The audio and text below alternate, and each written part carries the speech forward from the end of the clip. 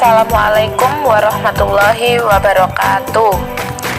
Alhamdulillah, pada kesempatan kali ini kita masih diberikan kesehatan sehingga kita dapat melanjutkan materi mengenai teks deskripsi. Di sini saya akan menjelaskan apa itu teks deskripsi ya. Teks deskripsi merupakan teks yang berisikan tentang gambaran secara detail dari sebuah objek, tempat, atau peristiwa yang sedang dibahas. Tujuan dari teks deskripsi ini adalah mengajak pembaca untuk membayangkan dan merasakan secara tidak langsung topik yang dibahas pada teks deskripsi. Jadi tujuan dari teks deskripsi ini sudah jelas ya, untuk mendeskripsikan sesuatu.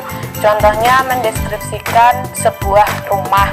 Nah, kita sebagai pembaca akan diajak untuk membayangkan ataupun merasakan secara tidak langsung topik rumah yang dideskripsikan tersebut, seperti itu. Kemudian mengenai struktur dari teks deskripsi. Di sini ada 4 struktur dalam penyusunan teks deskripsi. Yang pertama ada judul. Judul merupakan hal yang dapat digunakan untuk mengetahui apa isi dari teks deskripsi tersebut. Judul ini biasanya ada di atas. Jadi sebelum kita tahu isinya, kita pasti akan membaca judulnya terlebih dahulu kan. Misalnya judulnya rumahku, berarti sudah jelas jika di dalam teks deskripsi tersebut akan membahas mengenai rumah, seperti itu. Kemudian identifikasi. Identifikasi merupakan kalimat pengantar mengenai apa yang dijelaskan pada teks deskripsi. Selanjutnya yaitu mengenai klasifikasi, yang berisikan urutan atau penggolongan dari topik yang akan dibahas. Dan yang terakhir adalah teks deskripsi. Teks deskripsi merupakan penjelasan secara detail mengenai topik yang dibahas. Kembali ke pengertian identifikasi.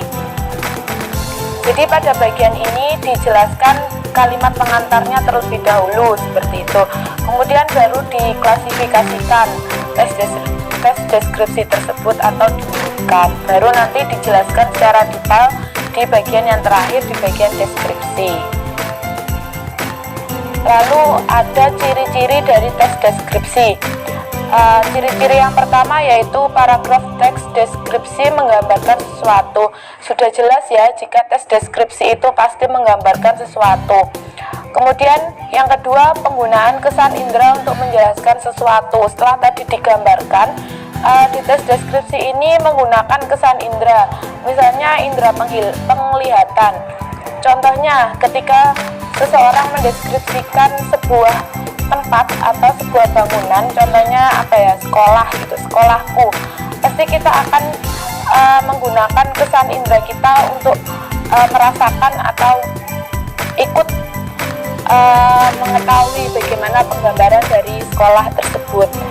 Tuh. Kemudian yang ketiga, ketika pembaca teks deskripsi membaca teks tersebut, maka seolah-olah akan merasakan langsung apa yang sedang dibahas dalam teks. Seperti tujuan dari teks deskripsi itu sendiri ya. Kan teks deskripsi itu memang digunakan untuk menggambarkan sesuatu. Jadi pasti jelas jika pembaca membaca teks itu maka seolah-olah akan ikut merasakan langsung, seperti itu, apa yang sedang dibahas atau apa yang sedang dideskripsikan. Kemudian yang terakhir yaitu teks deskripsi menjelaskan ciri-ciri fisik objek seperti bentuk, ukuran, warna, atau ciri-ciri keadaan suatu objek secara rinci. Jadi di teks deskripsi ini akan dijelaskan secara rinci, misalnya sekolahku, seperti itu. Nah, itu akan dijelaskan lagi seperti apa sekolahnya, warnanya, bentuk sekolah, ataupun ciri-ciri keadaan dari rumah sekolah tersebut. Selanjutnya, langkah-langkah menyusun teks deskripsi. Setelah tadi mengetahui mengenai pengertian, kemudian ciri dan struktur, selanjutnya adalah Bagaimana cara atau langkah-langkah menyusun teks deskripsi? Pertama, memilih topik yang hendak dijadikan dasar dalam penggambaran. Kemudian mengadakan pengamatan terhadap objek yang hendak dideskripsikan. Yang ketiga, mengumpulkan data berupa contoh angka, grafik, gambar, ataupun statistik.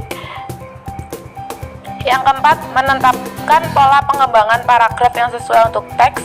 Yang kelima, menyusun kerangka paragraf. Yang keenam, mengembangkan kerangka.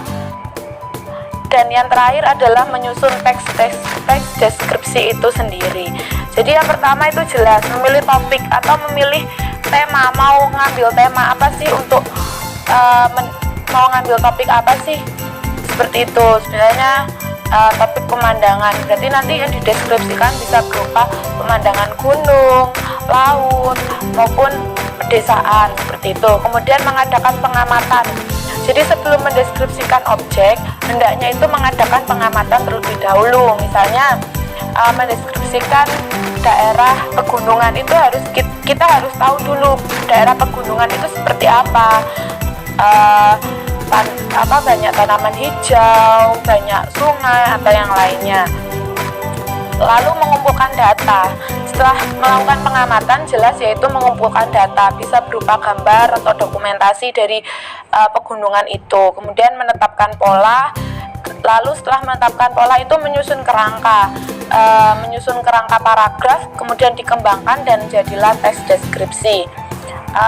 Saya rasa cukup pembahasan materi mengenai teks deskripsi. Semoga apa yang saya sampaikan dapat mudah dimengerti. Jika ada pertanyaan, silakan ditanyakan. Wassalamualaikum warahmatullahi wabarakatuh.